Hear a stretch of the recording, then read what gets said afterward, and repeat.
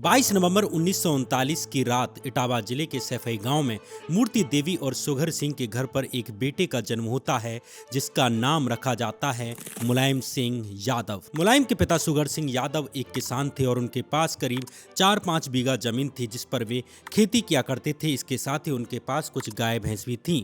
मुलायम को कुश्ती लड़ना काफी पसंद था, इसलिए वे आसपास मेलों में होने वाली कुश्ती में भी लड़ने के लिए जाते थे। 1952 में जब मुलायम 6th क्लास में पढ़ रहे थे तभी पड़ोस के गांव में रहने वाली मालती देवी से उनकी शादी करा दी जाती है। शादी के वक्त मुलायम की उम्र मात्र 15 साल थी। उन दिनों सोना चांदी देने का ज्यादा चलन नहीं था, इसलिए मुलायम को शादी के दहेज में एक भैंस मिलती है। उन दिनों सरकार ने नहर के पानी पर टैक्स बढ़ा दिया था जिसका राम मनोहर लोहिया की सोशलिस्ट पार्टी विरोध कर रही थी। सैफई गांव के ज्यादातर लोग भी इस पार्टी से जुड़े हुए थे, इसलिए सैफई गांव के लोग सुबह प्रभात फेरी निकालते जिसमें डॉक्टर लोहिया जिंदाबाद के नारे लगाए जाते थे।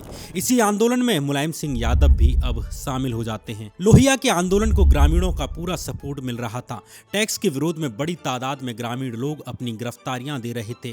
मुलायम भी इन्हीं में से एक थे, लेकिन पेशी के दौरान उनकी उम्र 18 साल से कम थी, जिसके चलते मजिस्ट्रेट ने उन्हें वापस गाँव भेज दिया। इससे मुलायम काफी निराश होते हैं। लोहिया के भाषणों से प्रभावित मुलायम नहर रेट आंदोलन की रैलियों में सबसे आगे दिखते। 1956 में मुलायम ने करहल के जैन इंटर कॉलेज में एडमिशन ले लिया। मुलायम अपने परिवार के पहले मेंबर थे जिन्होंने 10वीं पास की थी। मुलायम के परिवार की आर्थिक हालत देखकर जैन कॉलेज के प्रिंसिपल ने मुलायम की फीस माफ कर दी, लेकिन अभी भी मुलायम के पास एक चीज की कमी और थी और वो थी साइकिल। एक दिन मुलायम ने देखा कि पड़ोस के गांव में कुछ लोग ताश खेल रहे थे। यहाँ जीतने वाले को एक व्यापारी ब्रांड न्यू साइकिल देने वाला था, इसलिए मुलायम भी अब ताश खेलने के लिए बैठ जाते हैं। उस दिन किस्मत ने ऐसा साथ दिया कि मुलायम ये गेम जीत जाते हैं और उन्हें इनाम के तौर पर साइकिल मिल जाती है। 1959 में 12वीं पास करने के बाद मुलायम ने इटावा के केके डिग्री कॉलेज के बीए कोर्स में एडमिशन ले लिया।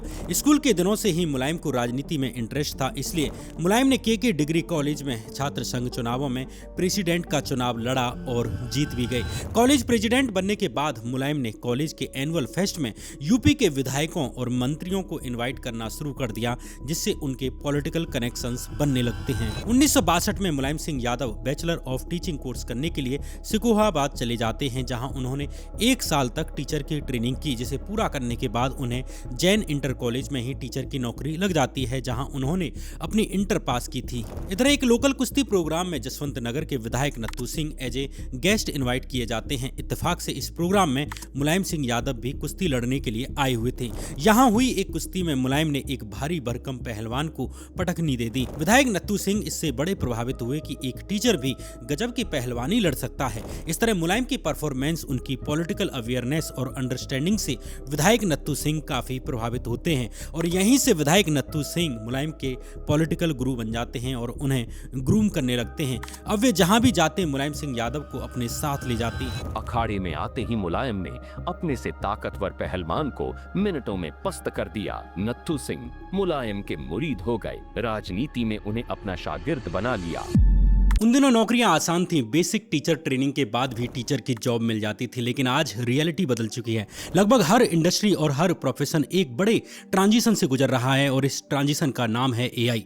वर्ल्ड इकोनॉमिक फोरम के मुताबिक एआई दुनिया भर में 8.5 करोड़ जॉब्स को रिप्लेस कर देगा, लेकिन इसी दौरान 17 करोड़ नई जॉब्स भी क्रिएट होंगी और ज्यादातर एआई डेटा और डिजिटल टेक्नोलॉजीज में होंगी। इसलिए आपको मार्केट का ट्रेंड समझना होगा और मार्केट के अगेंस्ट नहीं बल्कि उसके साथ चलना होगा। जैसे कि डेटा साइंस उन कुछ चुनिंदा स्किल्स में से एक है जो जॉब मार्केट में डोमिनेट कर रही है और हर साल 36% की रेट से ग्रो कर रही है। इंटरेस्टिंग चीज यह है कि डेटा साइंस स्किल सीखने के लिए कोडिंग आना भी बहुत जरूरी नहीं है। आप इसे बस 5 महीनों में ही HCL गुवी और IITM प्रवर्तक के डेटा साइंस प्रोग्राम के जरिए सीख सकते हैं। यहाँ आप Python, SQL, machine learning, deep learning और मॉडल डेवलपमेंट तक सब कुछ इंडस्ट्री एक्सपर्ट से सीखेंगे। आप 10+ इंडस्ट्री ग्रेड प्रोजेक्ट्स बनाओगे जिन्हें कंपनीज भी अपने यहाँ पर इंटरनली बिल्ड कर रही हैं। साथ ही आपको IITM प्रवर्तक सर्टिफिकेट और 1000 प्लस हायरिंग पार्टनर्स के जरिए प्लेसमेंट असिस्टेंस भी मिलेगी। और सबसे बड़ी बात, HCL गुवी एक HCL ग्रुप कंपनी है,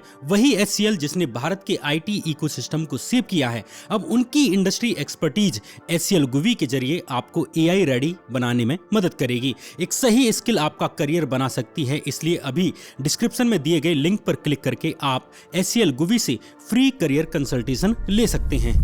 इन्हीं दिनों 15 अगस्त 1966 के दिन राम मनोहर लोहिया ने भारत बंद का ऐलान किया। इस दौरान लोहिया एक रैली के लिए इटावा आते हैं, तभी मुलायम को पहली बार उनसे मिलने का मौका मिलता है। लोहिया से मीटिंग के बाद मुलायम एक एक्टिव समाजवादी कार्यकर्ता बन जाते हैं। इधर मुलायम के गुरु नत्थू सिंह ने घोषणा कर दी कि वे जसवंत नगर से चुनाव नहीं लड़ेंगे। इस तरह 1967 में मुलायम सिंह यादव को लोहिया की संयुक्त सोशलिस्ट पार्टी से जसवंत नगर का टिकट मिल जाता है। मुलायम का मुकाबला कांग्रेस एडवोकेट लखन सिंह से था। चुनाव प्रचार के लिए मुलायम को ट्रैक्टर नहीं मिला तो उन्होंने साइकिल, बुलेट और बैलगाड़ियों से ही अपना प्रचार शुरू कर दिया। अपने भाइयों के साथ मिलकर मुलायम गांवों कस्बों में साइकिल से प्रचार करने के लिए निकल पड़े। अपने प्रचार के दौरान मुलायम सिंह यादव अपना शॉल फैलाकर 1 वोट 1 नोट मांगा करते थे।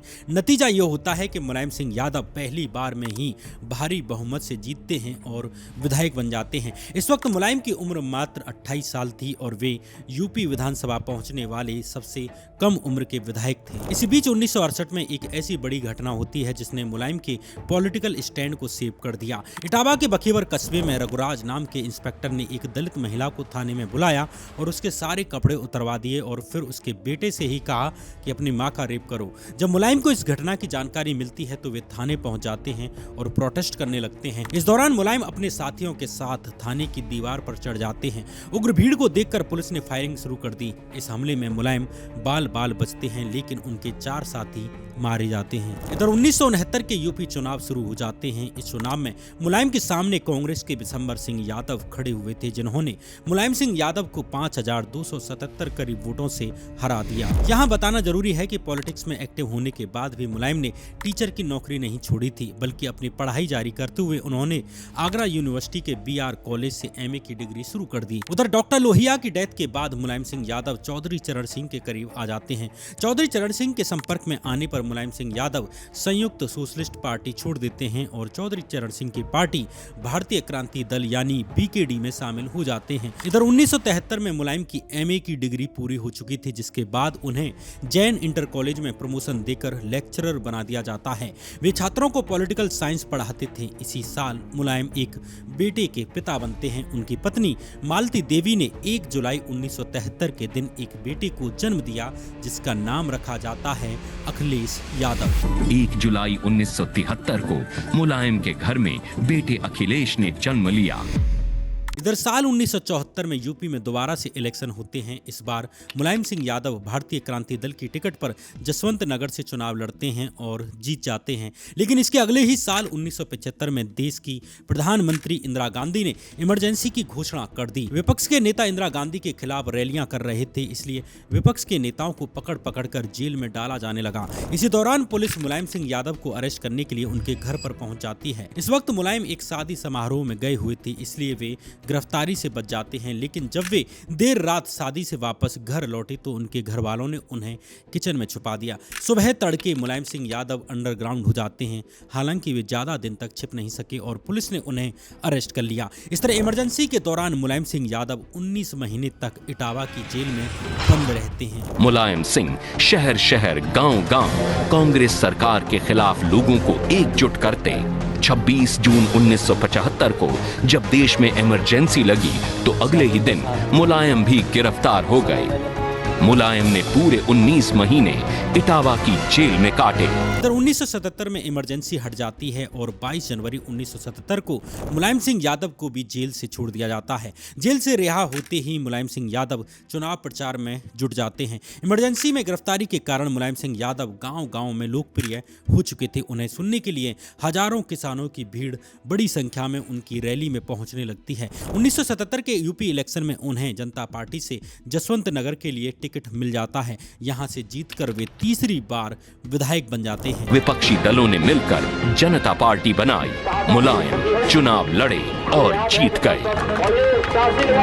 इस बार यूपी में जनता पार्टी को भी भारी बहुमत मिला था और वो 425 सीटों में से 352 सीटें जीतने में कामयाब रही थी। इसी के साथ जनता पार्टी के राम नरेश यादव यूपी के चीफ मिनिस्टर बन जाते हैं, जो यूपी के पहले पिछड़े वर्ग से आने वाले यानी पहले ओबीसी मुख्यमंत्री थे। राम नरेश यादव की सरकार में मुलायम सिंह यादव को सहकारिता और पशुपालन विभाग मंत्रालय की जिम्मेदारी सौंप दी जाती है। इधर केंद्र में भी जनता दल की सरकार बनती है और मोरारजी देसाई देश के प्रधानमंत्री बनते हैं, लेकिन साल भर के भीतर ही जनता पार्टी में दरार दिखाई देने लगती है। दरअसल इंदिरा गांधी के खिलाफ लड़ने वाले जयप्रकाश नारायण ने मोरारजी देसाई के नाम का समर्थन किया था, जिससे चौधरी चरण सिंह नाराज हो जाते हैं, क्योंकि चौधरी चरण सिंह खुद को एक प्रधानमंत्री बनते हुए देखना चाहते थे। इसलिए जनता पार्टी ज्यादा दिन तक एकजुट नहीं रह पाती। चौधरी चरण सिंह ने जनता पार्टी से अलग होकर लोकदल नाम से एक अपनी अलग पार्टी बना ली। मुलायम सिंह यादव भी अब चरण सिंह की पार्टी में शामिल हो जाते हैं। इधर 1980 में एक बार फिर यूपी में विधानसभा के चुनाव होते हैं, लेकिन इस बार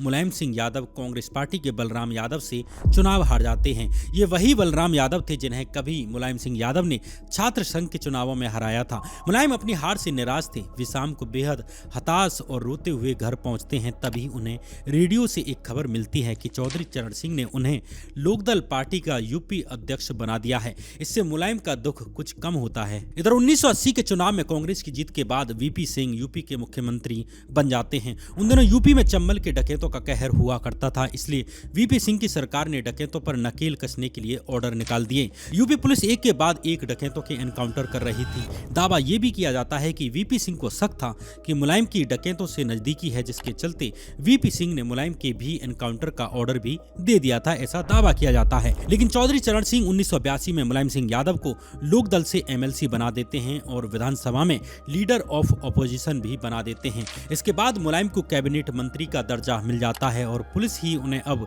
सिक्योरिटी देने लगती है। लीडर ऑफ अपोजिशन बन चुके मुलायम सिंह यादव ने वीपी सिंह सरकार को घेरना शुरू कर दिया। उनका आरोप था कि वीपी सिंह डकैतों के बहाने पिछड़ों को निशाना बना रहे हैं। उन्होंने वीपी सिंह के खिलाफ स्टेट लेवल प्रोटेस्ट किए। मुलायम ने एनकाउंटर में मारे गए लोगों की एक लिस्ट तैयार की और राज्यपाल को दिए एक मेमोरेंडम में सीएम को 5000 लोगों की हत्या का जिम्मेदार बताया। मुलायम का दावा था कि इसमें से 418 लोगों को फर्जी एनकाउंटर्स में मारा गया है। इसी बीच मार्च 1984 में मुलायम सिंह यादव पर जानलेवा हमला होता है। मुलायम रात के वक्त मैनपुरी से अपनी एम्बेसडर कार से इटावा वापस लौट रहे थे, तभी उन पर फायरिंग शुरू हो जाती है। इस हमले में बाइक से आगे चल रहे उनके एक साथी छोटे लाल की गोली लगने से मौत हो जाती है, जबकि नेत्रपाल सिंह गंभीर रूप से घायल हो जाते हैं। ये बदमाश मुलायम की कार पर लगातार फायरिंग कर रहे थे। उनकी कार पर 9 गोलियां लगती हैं, लेकिन नीचे झुक जाने की वजह से मुलायम सिंह यादव इस हमले में बच जाते हैं। इस हमले का आरोप मुलायम के पुराने दुश्मन और कांग्रेस विधायक बलराम यादव पर लगता है, जिसे कांग्रेस से मुलायम सिंह यादव की दुश्मनी और गहरी हो जाती है। इधर यूपी में 1985 के इलेक्शन आ जाते हैं। इस बार भी मुलायम सिंह यादव लोकदल की टिकट पर जसवंत नगर से ही चुनाव लड़ते हैं और जीत जाते हैं। इस बार भी लोकदल ने उन्हें विधानसभा में लीडर ऑफ अपोजिशन बना दिया। इसी बीच 1986 में चौधरी चरण सिंह बीमार पड़ जाते हैं और पार्टी की कमान हेमवती नंदन बहुगुणा अपने हाथों में ले लेते हैं। वहीं दूसरी तरफ पार्टी के अंदर एक खेमा चौधरी चरण सिंह के अमेरिका से लौटे बेटे अजीत सिंह को पार्टी का महासचिव बनाने पर उतारू था। इसलिए लोकदल अब 2 खेमों में बढ़ जाती है। एक खेमा हेमवती नंदन बहुगुणा का था और दूसरा अजीत सिंह का। मुलायम सिंह यादव बहुगुणा के खेमे में शामिल हो जाते हैं, जिसके चलते अजीत सिंह उन्हें विधानसभा में लीडर ऑफ अपोजिशन के पद से हटा देते हैं। 29 मई 1987 के दिन चौधरी चरण सिंह का निधन हो जाता है। इसके बाद लोकदल ऑफिशियली 2 हिस्सों में डिवाइड हो जाती है। एक दल बनता है लोकदल अजीत और दूसरा लोकदल बहुगुणा। इसलिए मुलायम सिंह यादव लोकदल बहुगुणा में शामिल हो जाते हैं और उन्हें इसका यूपी चीफ भी बना दिया जाता है। इन दोनों मुलायम की जिंदगी में एक और बदलाव आ रहा था। पहले से ही शादीशुदा मुलायम सिंह यादव की जिंदगी में साधना गुप्ता नाम की एक महिला आती हैं। मुलायम से 20 साल छोटी एक नर्स थी, जो मुलायम की बीमार मां मूर्ति देवी की देखभाल किया करती थी। माना जाता है कि साधना ने एक बार मूर्ति देवी की जान बचाई थी, जिसके बाद मुलायम सिंह यादव उन पर फिदा हो जाते हैं। साधना भी पहले से शादीशुदा थी और उनका 1 साल का बेटा भी था, लेकिन उनकी अपने पति से बन नहीं रही थी, इसलिए साधना गुप्ता ने अपने पति से तलाक ले लिया। उधर इन दिनों जनसंघ पार्टी से भाजपा भाजपा पार्टी का जन्म हो चुका था। भाजपा के हिंदू बना मुस्लिम मुद्दे के सामने मुलायम सिंह यादव ने 14 सितंबर 1987 के दिन कानपुर की अकबरपुर नाम की जगह से अपनी क्रांति रथ यात्रा शुरू कर दी। अकबरपुर इतिहास की दृष्टि से काफी महत्वपूर्ण जगह थी, क्योंकि यहाँ के हिंदू और मुसलमानों ने 1987 की क्रांति में एकजुट होकर ब्रिटिश सेना का सामना किया था। मुलायम की क्रांति रथ यात्रा का संदेश साफ था कि हिंदू और मुस्लिम एक बराबर हैं। यात्रा के दौरान मुलायम सिंह यादव सड़क किनारे गद्दा और तकिया लगाकर ही सो जाते थे। इधर भारत की राजनीति भी बदल रही थी। वीपी सिंह को राजीव गांधी सरकार में मंत्री पद से हटा दिया जाता है, जिससे वे नाराज चल रहे थे और कांग्रेस छोड़कर वे अब जन मोर्चा नाम से अपनी पार्टी बना लेते हैं। उधर मुलायम सिंह यादव और देवीलाल मिलकर बिखरे हुए विपक्ष को कांग्रेस के खिलाफ एकजुट करना शुरू कर देते हैं। इस तरह 11 अक्टूबर 1988 को जनता दल पार्टी का उदय होता है, जिसमें विपक्ष की अलग अलग पार्टी और नेता एक साथ जुड़ जाते हैं। वीपी सिंह की जन मोर्चा भी जनता दल का हिस्सा बन जाती है और उन्हें जनता दल का अध्यक्ष चुन लिया जाता है। 1989 का साल मुलायम सिंह यादव की राजनीति का लिटमस टेस्ट था। इस साल जनरल इलेक्शन के साथ यूपी में भी विधानसभा के चुनाव होने जा रहे थे। ये चुनाव देश के लिए एक और मायने में खास थे, क्योंकि ये पहली दफा था जब चुनाव में सेक्युलर और कम्युनल बेसिस पर वोट मांगे जा रहे थे। जहां भाजपा हिंदुत्व की राजनीति खुलकर कर रही थी, वहीं गैर भाजपा पार्टीज सेक्युलर पॉलिटिक्स कर रही थी। मुलायम सिंह यादव ने यूपी चुनाव प्रचार में अपनी पूरी जान लगा दी। देश में सत्ता हटाना चाहते हैं, बहुमत के बल पर धार्मिक उन्माद फैलाकर। मुलायम की मेहनत के दम पर जनता दल को यूपी में 85 में से 54 लोकसभा की सीटें आती हैं और विधानसभा की 425 में से 208 सीटों पर जनता दल जीतती है। इस चुनाव में मुलायम सिंह यादव ने अपने इंटर कॉलेज के इंग्लिश टीचर उदय प्रताप सिंह को भी मैनपुरी से लोकसभा का टिकट दिलवाया, जिसे जीतकर उदय प्रताप सिंह लोकसभा सांसद बन जाते हैं।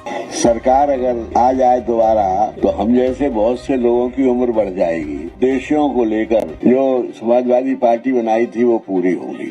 इधर केंद्र में बहुमत हासिल करने के बाद जनता दल के वीपी सिंह भारत के नए प्रधानमंत्री बन जाते हैं। भारत की प्रभुता और अखंडता अक्षुण्ण रखूंगा। लेकिन उत्तर प्रदेश में जनता दल से सीएम पद के दो दावेदार थे। पहले थे चौधरी चरण सिंह के बेटे अजीत सिंह और दूसरे थे मुलायम सिंह यादव। वहीं प्रधानमंत्री वीपी सिंह चौधरी अजीत सिंह को सीएम बनाने के पक्ष में थे। वीपी सिंह ने सीएम पद को लेकर चल रही खींचतान के निपटारे के लिए 3 ऑब्जर्वर का एक दल यूपी भेज दिया। ये दल अजीत सिंह का नाम तय करके आया था और उनके नाम की घोषणा वाली चिट्ठी पढ़ने ही वाला था।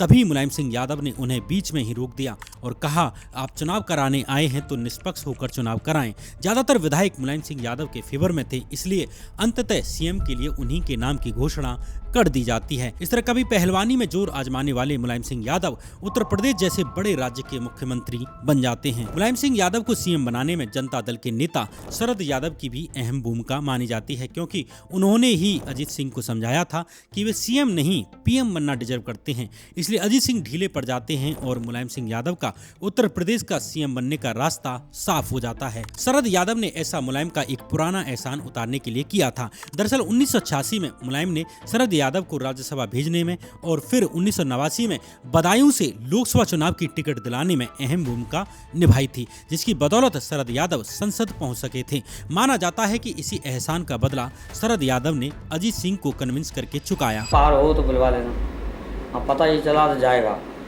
हाँ तो ठीक है, अब तुरंत कर दो, आ जाओ। ये कहानी थी किसान परिवार से आने वाले मुलायम सिंह यादव के पहली बार मुख्यमंत्री बनने की। लेकिन मुख्यमंत्री बनने के बाद क्या हुआ, इसकी कहानी आगे के फाइनल एपिसोड में हम बताएंगे। आपसे रिक्वेस्ट है कि आप हमारे नए चैनल स्ट्राइक को भी सब्सक्राइब करें, जहां मैं ग्राउंड रिपोर्ट्स पब्लिश करता हूं, इंटरव्यूज डालता हूं। आपके एक सब्सक्राइब से हमें मोटिवेशन मिलता है, मुझे मोटिवेशन मिलता है। और अंत में बात HCL गुवी के डेटा साइंस प्रोग्राम की। धीरे धीरे ट्रेडिशनल जॉब्स कम होने वाली हैं, लेकिन डेटा साइंस जैसी AI बेस्ड जॉब्स की भारी डिमांड बढ़ रही है। इसलिए ये सही वक्त है डेटा साइंस में करियर बनाने का। HCL गुवी के डेटा साइंस प्रोग्राम की लिंक आपको डिस्क्रिप्शन एंड कमेंट बॉक्स में मिल जाएगी। सही टाइम पर सही डिसीजन लें, ऐसा ना हो कि आप सोचते रह जाएं। इस वीडियो को देखने के लिए आपका बहुत बहुत धन्यवाद।